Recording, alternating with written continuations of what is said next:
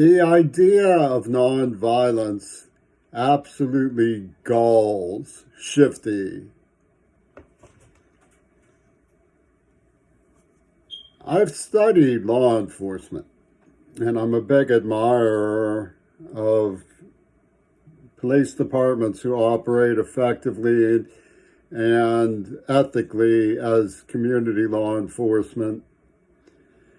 I liked Carol Connor's television show, In the Heat of the Night.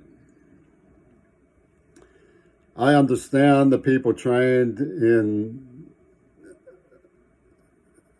suppression of violent situations should be able to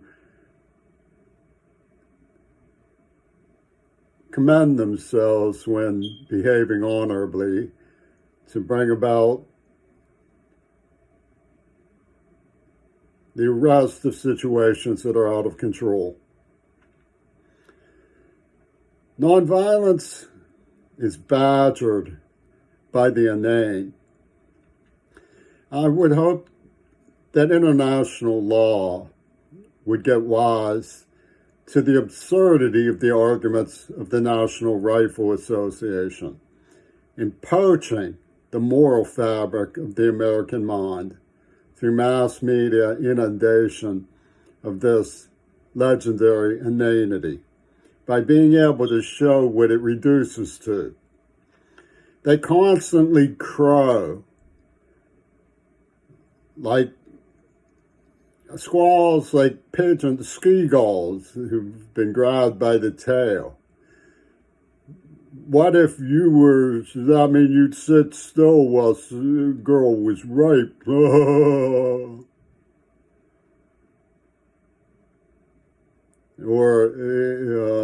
another image that comes to mind is the concentration camp guard who was told that the bullet in his gun was worth more than the Jew. And it came across to him like a mystical revelation. The bullet is worth more than a Jew because of scarcity. They'd have ran out of bells to melt. And this mystical revelation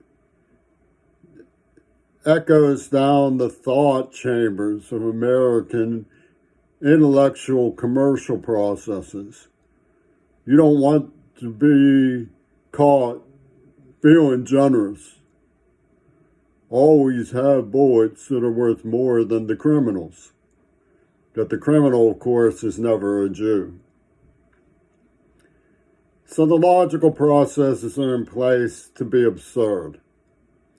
One will see them chewing the carpets like maddened dogs at the idea that somebody could walk the streets entertaining views that are different from them.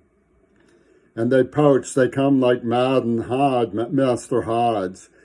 You cheered Yemen. I did indeed. But I didn't give them orders.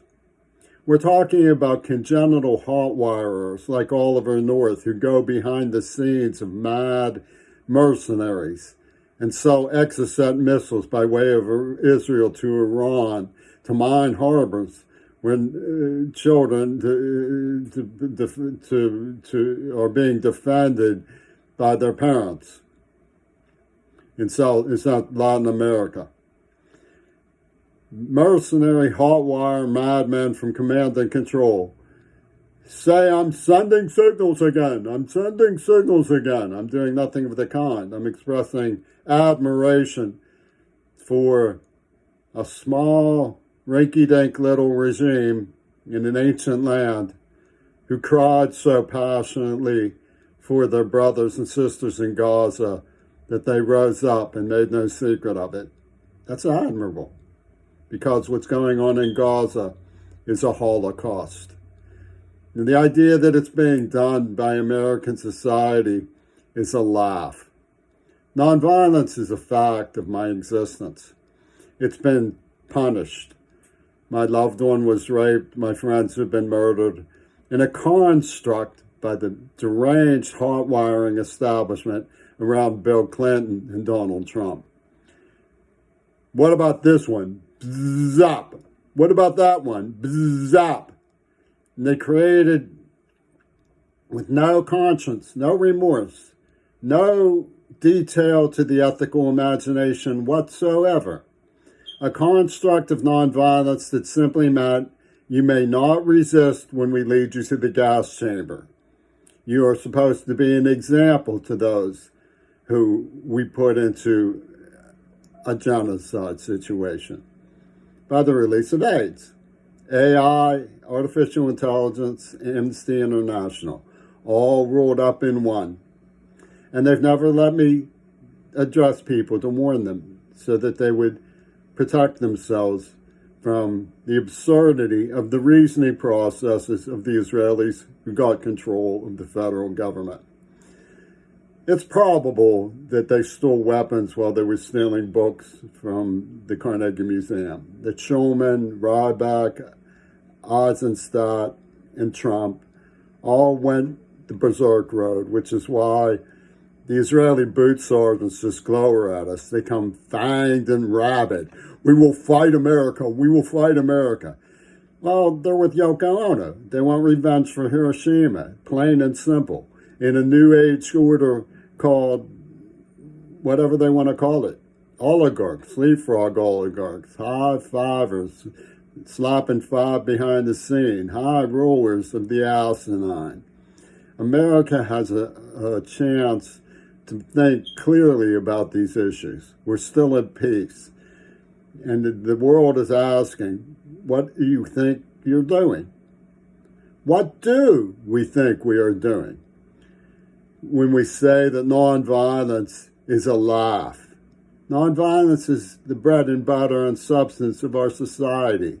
It's how we walk the streets, ride the buses, engage in family matters.